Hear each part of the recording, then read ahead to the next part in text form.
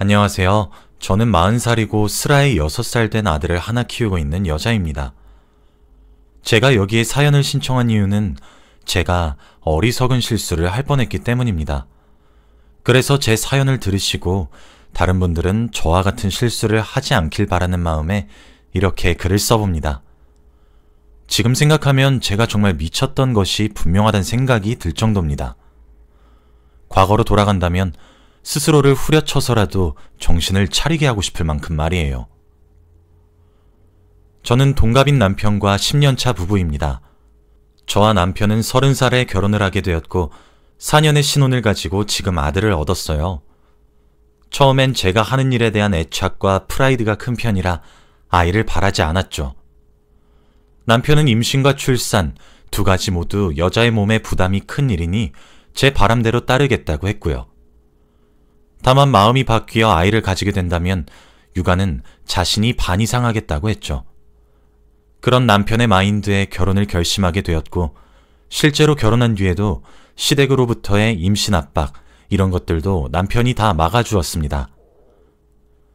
그런데 신혼을 꿀떨어지게 지내다가도 주위에서 하나둘 출산 소식이 들리고 친구들의 SNS도 점점 본인의 사생활 사진보다는 아이에게 초점이 맞춰진 사진들이 올라오고 그렇게 아이와 함께 단란하게 살기 시작하는 모습들이 차차 보이기 시작했어요.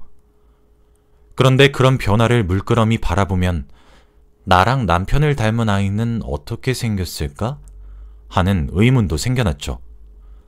그래서 많은 고민 끝에 남편과 상의 후 지금 아들을 낳았습니다.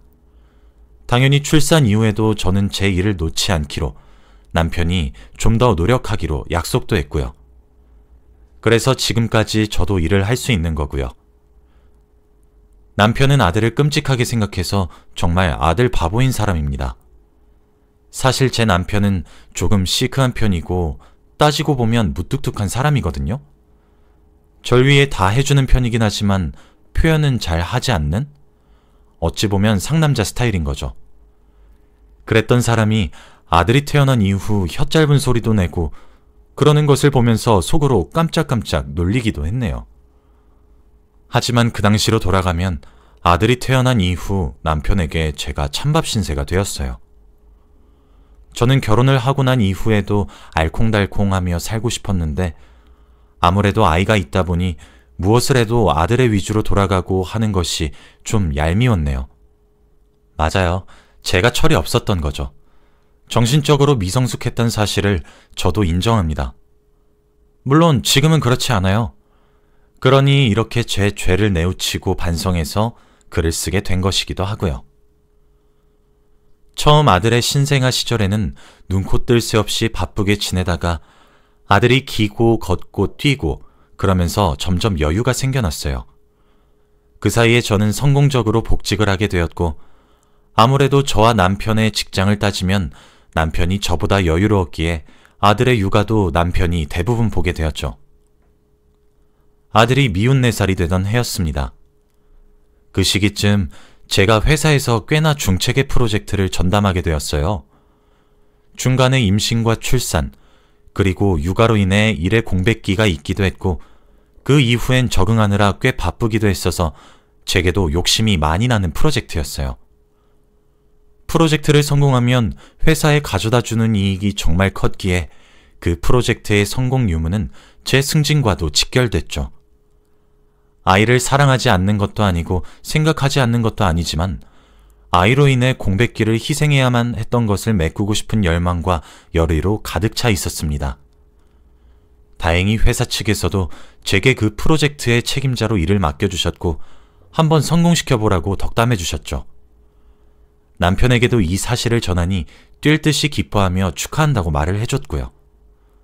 그리고 무심하게 보이지만 저를 생각하는 남편의 따뜻한 마음씨에 참 사랑받고 있구나 라고 느꼈습니다. 그렇게 본격적으로 프로젝트에 돌입하게 되었어요. 그 프로젝트는 거래처 한 곳과 협업이 반드시 필요한 프로젝트였고 거래처 측 대표인 한 남성분과 저희 회사 측 대표인 제가 정말 많이 의견 조율을 해야 했어요. 처음에는 별 생각도 없었어요. 정말 아무 생각도 들지 않았고 오직 제게 승진, 성공 이런 것들만 눈에 들어왔어요. 회의를 진행하다 큰 소리도 몇 번 오가기도 했고 치열하게 일을 했었거든요. 그런데 미운 정도 정인 것인지 잘 모르겠지만 어느 순간부터 그 남성분이 좋아졌습니다. 편의상 그 남성분의 이름을 민철 씨라고 할게요. 민철 씨는 제 남편과는 달리 저를 아끼듯 대해주셨어요. 그렇다고 제 남편이 저를 아끼지 않는다는 것은 아니지만 민철 씨는 엄청나게 자상하고 다정한 사람이었어요. 저나 민철 씨나 이 프로젝트의 진심이었기에 팀원들을 데리고 야근 또는 잔업을 하는 것은 당연했어요. 그리고 이 프로젝트가 협업이긴 하지만 이끄는 쪽은 저희 쪽이었고 거래처 쪽은 도움을 주는 쪽이어서 저희 회사의 거래처분들이 프로젝트 때문에 기간제로 출근을 하셨거든요. 그래서 저희 팀 옆에 비어있는 쪽을 차지하셨고요. 하루는 야근을 한 날이었습니다. 그때 다른 사람들은 다 퇴근을 한 이후였어요. 저는 회사에 남아 있었고요. 프로젝트 때문에 제가 남아있던 것은 맞지만 책임자인 저 혼자만의 일이었기 때문에 다른 사람들은 다 퇴근을 한 것이었죠. 한창 사무실에 혼자 남아서 열심히 일에 몰두하고 있는데 누가 책상을 똑똑 두드리더군요. 민철 씨였습니다. 민철 씨는 초밥을 포장한 것을 들어서 제게 보여주며 살짝 흔들어 보였어요. 선주 씨, 저녁 아직이죠? 먹고 하세요. 그제서야 시계를 보니 10시가 다가오고 있었고 허기짐이 느껴지더라고요. 민철 씨, 퇴근 아직 안 하셨어요? 라며 저와 민철 씨는 초밥을 나눠 먹기 시작했습니다. 그때 마침 딱 제 밥을 챙겨온 민철 씨가 너무 고마웠습니다. 동료로서 말이에요. 아니요. 저도 저 혼자 남아서 야근 좀 하다가 퇴근하는 길이었는데 선주 씨만 혼자 남아있는 게 보이더라고요. 그래서 저도 밥 먹을 겸 선주 씨 것도 챙겨드릴 겸 겸사겸사 사온 거고요. 부담 느끼지 마세요. 민철 씨 진짜 너무 고마워요. 안 그래도 슬슬 배가 고프던 참이었거든요. 이 집 초밥 진짜 맛있는데 제가 회사 근처에서 제일 좋아하는 초밥집이에요. 잘 먹겠습니다.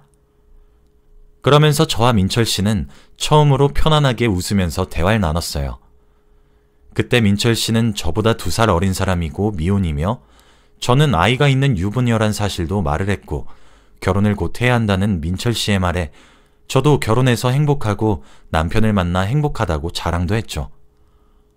아마 그 순간이 저와 민철 씨가 사적으로 그렇게 대화를 나눈 적은 아마 그때가 처음이었을 겁니다. 그때 뭔가 낯설지 않은 두근거림이 느껴졌고 전 애써 그것을 무시했죠.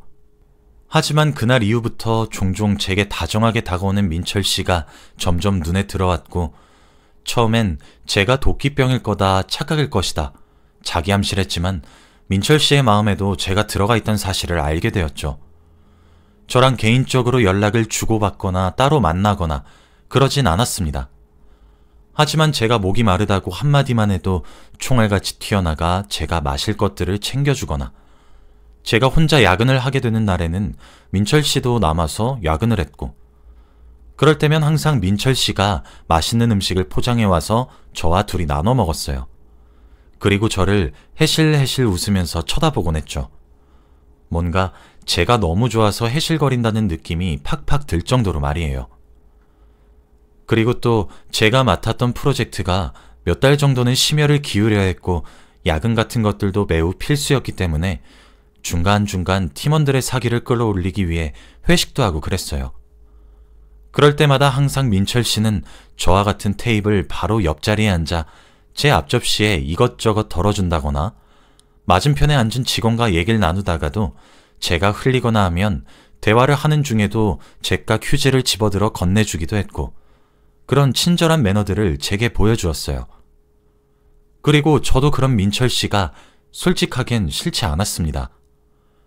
무심하고 시크하던 남편만 보다가 제게 정말 다정하고 자상하게 아껴준다는 느낌이 팍팍 들게 하는 민철 씨를 보니 흔들렸던 것도 사실이고요. 그런 아슬아슬한 줄타기가 지속되던 와중에 저도 어느 틈엔가 그 순간을 즐기고 있더군요. 책임자들끼리 야근을 하게 되거나 책임자들끼리 해결해야만 하는 일이라던가 그런 것들이 예전에는 귀찮고 싫었는데 은근히 바라고 있는 제 자신을 보게 되었고 둘이서만 미팅을 해야 하는 날이 오면 그날 아침부터 콧노래를 흥얼거리는 절 발견했어요. 제가 민철 씨와 스킨십을 하거나 그 이상의 관계로 발전하거나 그랬던 것은 아닙니다. 그런 것들은 일절 없었어요. 그저 업무를 핑계로 알콩달콩 했을 뿐이죠. 퇴근하고 집에 들어와서 제게 다녀왔냐 물어보는 아들과 남편의 얼굴을 보면 저도 당연히 미친 듯이 찔렸어요. 하지만 그럴 때마다 합리화를 하게 되더군요. 내가 민철 씨랑 뭔 짓을 한 것도 아니잖아 하면서 말이에요. 그러던 어느 날이었습니다. 여자에게 촉이 있고 그 촉은 육감이니까 무시하지 말라는 뭐 그런 말이 있잖아요. 그런데 남자에게도 그런 촉이 있었던 것 같더군요. 그날도 여전히 전 늦게 퇴근을 했고 집에서 반갑게 맞아주는 남편과 아들의 마중조차 불필요하게 느껴졌고 빨리 씻고 누워서 자고 싶었습니다. 다음 날은 주말이라 늘어지게 늦잠을 자야겠다 생각하며 빠르게 씻고 터덜터덜 침대로 걸어가 털썩 누웠죠. 그리고 바로 눈을 감았고 잠에 들었습니다. 한참 잠에 빠져 있다가 새벽녘에 잠시 눈을 뜨게 되었습니다. 자고 있는데 갈증이 너무 심하게 나서 목이 마르더라고요. 부엌에 가서 물이나 한 잔 마셔야겠다는 생각이 들어 눈을 뜨고 일어났어요. 그런데 옆자리가 싸늘하더군요. 남편이 없더라고요. 저는 엥? 하는 마음에 방문을 열고 거실로 나가니 그 새벽에 모든 불을 끄고 남편이 소파에 홀로 앉아 있었어요. 여보? 하며 다가가는 제 인기척 소리도 못 느낄 정도로 심각하게 생각에 빠져 있었어요. 제가 가까이 다가가자 흠칫 놀라더니 고개를 획 하고 돌리더라고요. 전 그때까지도 아무것도 모른 채로 안 자고 여기서 뭐해? 라며 물어봤어요. 그런데 아무것도 아니야 라고 대답하는 남편의 목소리에 물기가 어려 있는 것이 아니겠어요? 그 순간 잠이 확 달아나서 여보, 울었어? 무슨 일이야? 뭔 일이라도 생겼어? 하며 질문을 다다다 쏟아냈어요.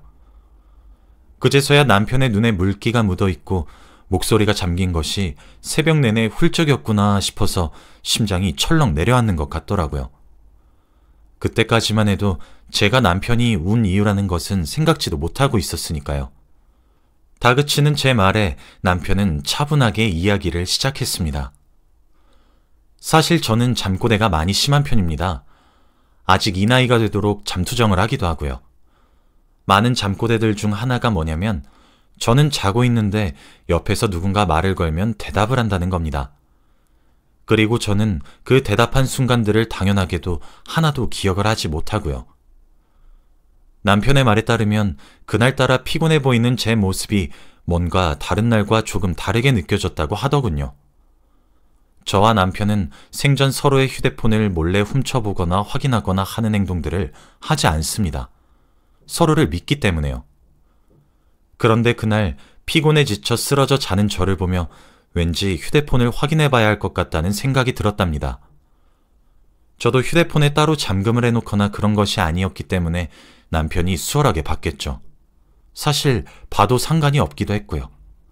그런데 그날 밤에 하필 민철 씨가 제게 개인적이고 사적인 연락을 처음으로 했다고 하더군요.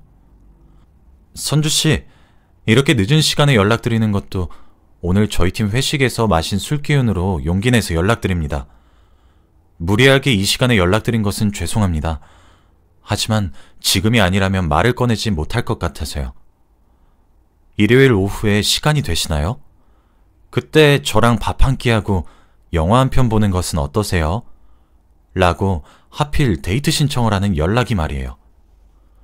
남편은 그 연락을 보고 심장이 철렁 내려앉았고 아무리 뒤져봐도 민철이라는 사람과 개인적으로 나눈 연락이 저거 하나뿐이라 제가 불륜을 하고 있는 것인지, 그렇다면 언제부터인지, 이걸 용서해야 하는 것인지, 용서하지 않는다면 우리 두 사람의 아이는 어떻게 해야 하는 것인지 많은 생각이 순간적으로 들었다고 해요.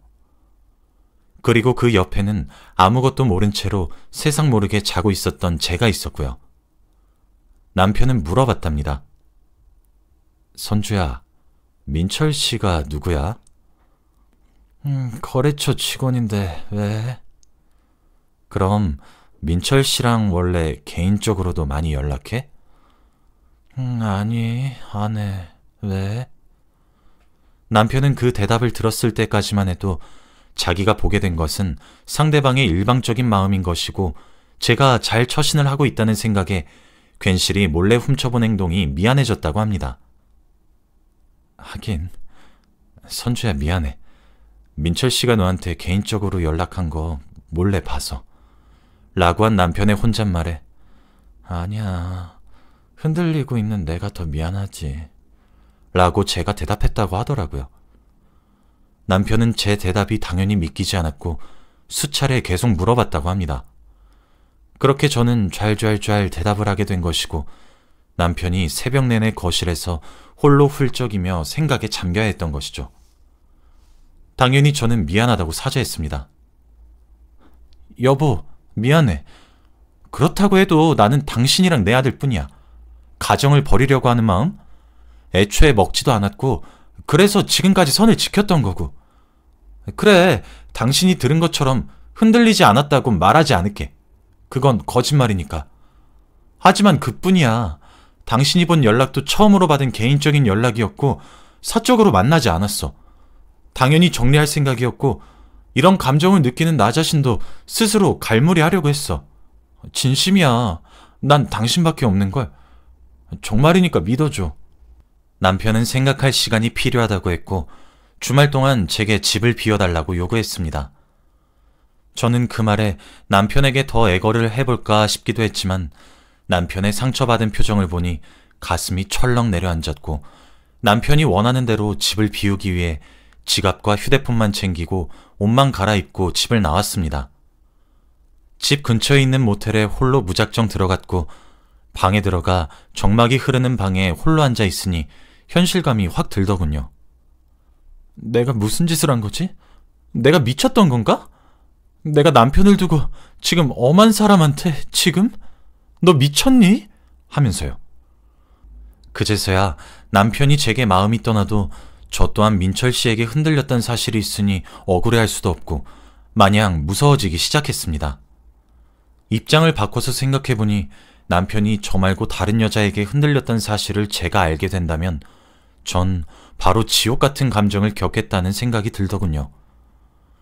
그제서야 고개를 드는 죄책감과 자책감, 그리고 스스로에 대한 실망감에 눈물이 주룩 나왔고 슬퍼하고 있는 제 자신이 그토록 이기적이고 가증스러워 보일 수가 없었어요. 그리고 마침 그때 남편이 읽기만 하고 답장하지 않은 민철 씨의 연락이 한 통 더 왔어요. 선주 씨, 대답해 주시면 안 될까요? 하고 말이에요. 저는 민철 씨, 저는 직장에서도 괜한 구설수에 휘말리고 싶지도 않고 민철 씨에게 그런 사감은 없습니다. 업무적으로 사무적이게 대해주세요. 그동안 친절을 베풀어 주신 것은 감사하게 생각합니다만 저는 가정이 있는 여자이며 제겐 금쪽 같은 아들도 하나 있습니다. 가볍게 가정을 깨트리고 싶지도 않고 민철 씨와 그런 관계로 발전하고 싶지도 않아요. 죄송합니다. 하지만 저도 민철 씨도 좋을 것 하나 없으니 좋은 동료로 지내고 싶어요. 민철 씨도 좋은 분이니 좋은 분 곧 만나실 수 있을 겁니다. 수고하세요. 라고 답장을 보냈어요. 민철 씨는 제 답장을 읽고 한참 말이 없더니 답장을 보내왔더군요. 선주 씨, 우선 제 마음을 막무가내로 밀고 나가서 그래서 곤란하게 만들어 죄송합니다. 이 나이 먹고 정말 부끄러운 말이지만 제가 선주 씨 참 많이 좋아했습니다. 20대 초반에나 느껴졌던 것 같은 설레임과 두근거림으로 회사 가는 것도 즐거워졌고요. 당연히 저도 선주 씨가 가정이 있는 사람이란 걸 알기에 감히 사귀겠다고 생각한 적은 없습니다. 그냥 옆에서 자주 보고 싶었고 친하게 지내고 싶었고 웃는 모습이 예쁘셔서 더 잘해주고 싶었어요. 정말 단지 그뿐입니다. 하지만 선주 씨 답장을 보니 그것조차 제가 곤란하게 해드리는 것 같네요. 이제 마음 접을 테니 너무 무섭게 대해주지는 말아주세요. 월요일에 아무렇지 않은 얼굴로 뵙겠습니다. 좋은 주말 보내세요. 라고 말이에요. 저는 이렇게 쉽게 정리할 수 있었는데 왜 하지 못했던 것인지 스스로가 너무 원망스러웠습니다. 그리고 하루가 지난 일요일 늦은 점심쯤 다행히 남편이 집으로 들어와서 이야기 좀 하자고 하더군요. 집에 들어가니 남편은 아들이 큰 소리가 나는 것에 놀랄 수도 있어서 앞집에 맡겼다고 했어요. 그렇게 식탁에 마주 앉았고 정막만 흘렀죠. 그 정막을 깨트린 것은 저였습니다. 저는 울먹이는 목소리로 남편에게 잘못을 빌었어요. 염치 없지만 용서해달라고 말이에요. 결론적으로 말을 하면 남편은 저를 용서했습니다. 선주야, 사실 정말 커다란 상처를 받았어. 그래, 속마음을 누가 알겠니? 하지만 결국 내가 표현이 서툴렀던 것이 널 그렇게 만들었던 것은 아닌지 죄책감도 들더라. 네 말 믿어. 네가 잠버릇으로 아무런 사이가 아니라고 말을 했고 개인적으로 친분을 나누지 않았고 끝까지 발전해서 불륜을 저지른 것도 아니고 속마음으로만 잠깐 흔들린 거잖아. 나는 그 잠깐 흔들린 시간 때문에 너와 이룬 내 가정을 깨고 싶지 않아. 불륜을 한 것은 아니니까. 그러니까 빠르게 마음 정리하고 돌아와. 기다릴게. 하지만 속마음에서 끝내야 될 거야. 여기서 더 발전한다면 난 너랑 이혼하는 것도 진지하게 고려하게 될 것 같거든. 그러니 빨리 정리해. 그리고 우리 다시 노력하자. 응? 저는 남편의 말에 오열하며 여보, 고마워. 정말 고마워. 내가 정말 미쳤었나 봐. 당신이 이렇게 날 사랑하는데 내가 잠시 돌았던 게 분명해. 나 어제 그렇게 집 나가고 나서 깨달았어. 내가 눈에 뭔가 씌었던 것이 분명하다고. 정말 미안해. 염치 없지만 용서해줘서 너무 고마워. 앞으로 잘할게. 내가 더 노력할게. 그리고 민철 씨랑은 어제 정리했어. 그러니 안심해. 앞으로 2번 다시 이런 일이 일어나지 않을 거야. 라고 말을 하며 어제 민철 씨와 나눈 대화를 보여주었고 저와 남편은 서로 부둥켜 안고 엉엉 울었습니다. 그렇게 전 용서를 받을 수 있게 되었고 남편도 제게 표현을 더 해주려고 노력하고 저 또한 그런 남편의 모습에 큰 죄책감을 느끼며 제 진실을 어필하려고 노력했습니다. 시키지 않아도 뭘 하고 있는지 사진 찍어 보내고 무슨 일이 있었는지 조잘조잘 말을 해주고 휴대폰 확인을 하라고 손에 쥐어주면서까지요. 남편은 그럴 필요 없다고 말을 하지만 제가 그러고 싶어서 남편에게 꼭 쥐어줍니다. 세월이 지난 지금은 그때의 일이 단순 해프닝으로 되어 있고 저와 남편의 사이 또한 무척 좋습니다. 아마 저는 남편의 커다란 사랑을 몰랐던 어리석었던 과거의 제가 용서되지 않을 것 같습니다. 그리고 평생 동안 남편의 태평양같이 넓은 마음에 감사함을 느낄 것 같고요. 그 사건 이후 남편은 정말 많이 달라졌습니다. 절 사랑하고 있고 아끼고 있다는 것을 직접적으로 표현해주기 시작했고 저 또한 아무리 일이 좋아도 일보다 제 가족을 우선순위로 만들었습니다. 아들의 육아를 남편이 거의 다 했던 것도 부족한 실력이지만 제가 더 노력하려고 했고요. 그래서 저희 부부 사이는 그 옛날 어떤 순간보다도 더 애틋하고 금슬이 좋습니다. 여기까지가 제 이야기입니다. 실수를 저질렀지만 반성했던 저도 그리고 실수에도 관용을 베풀었던 제 남편도 서로에게 고맙다고 얘기합니다. 그러니 여러분들은 저와 같은 실수를 저지르지 마세요. 정말 평생을 함께할 반려자의 가슴에 씻을 수 없는 상처를 내는 일이며 잃어버린 신뢰를 다시 쌓아가는 것 또한 정말 힘든 일이거든요. 그러니 애초에 그러지 않길 바라며 이만 글을 마칩니다. 들어주셔서 감사합니다.